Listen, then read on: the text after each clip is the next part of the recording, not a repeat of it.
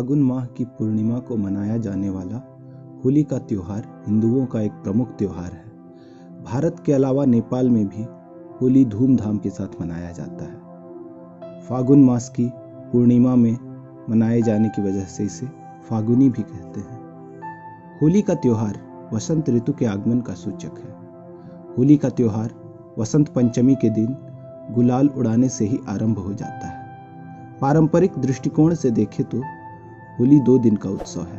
पहले दिन होलिका जलाई जाती है। हर गली मोहल्ले में लकड़ियां, सूखे पत्ते, पुआल इत्यादि एकत्र करके होलिका दहन करते हैं। इस दिन गाय के गोबर से बने भरभोलिये जलाने की भी परंपरा है। गोबर के उपले से बने भरभोलिये के बीच एक छेद होता है। मूंज की रस्सी में 7 भरभोलिये की माला बनाई जाती है, जिसे भाइयों के सिर के ऊपर से 7 बार घुमाने के बाद होलिका के साथ जलाया जाता है। होलिका दहन के अगले दिन प्रमुख उत्सव मनाया जाता है। सुबह लोग रंग गुलाल से खेलते हैं। ढोल नगाड़े के साथ उत्सव का माहौल देखते बनता है। शाम को लोग नए वस्त्र पहनते हैं और गले मिलते हैं। घरों में खीर, पूड़ी, दही बाड़े जैसे पकवान बनते हैं। कई जगह भांग ठंडई विशेष पेय के रूप में प्रयोग होता है। होली से जुड़ी कथाओं का हमारे धर्म ग्रंथों में विशेष उल्लेख है। राक्षस कुल में जन्मा भगवान विष्णु के परम भक्त प्रहलाद को उनके पिता दैत्यराज हिरण्यकश्यपु ने मरवाने के कई प्रयत्न किए, लेकिन भगवान की कृपा से प्रहलाद का बाल तक बांका न हुआ। हिरण्यकश्यपु की बहन होलिका को अग्निदेव की कृपा से दिव्य चादर प्राप्त हुआ था, जिससे होलिका पर आग का असर नहीं होता था। हिरण्यकश्यपु ने प्रहलाद को मरवाने के प्रयोजन से होलिका के साथ अग्नि में बैठा दिया था, और उसी वक्त हवा का ऐसा झोंका आया कि चादर उड़कर होलिका के गोद में बैठे प्रहलाद से लिपट गई और होलिका अग्नि में भस्म हो गई। उसी दिन को हम होलिका दहन के रूप में सत्य की असत्य पर विजय के रूप में मनाते हैं। भगवान श्री कृष्ण की कथा भी प्रचलित है, जिसके अनुसार श्री कृष्ण ने यशोदा माता से अपने श्याम वर्ण की शिकायत की थी और राधा के गौर वर्ण पर आपत्ति जताई थी।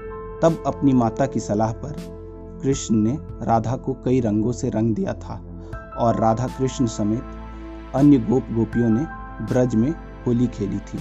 यही कारण है ब्रज की होली पूरे देश भर में मशहूर है।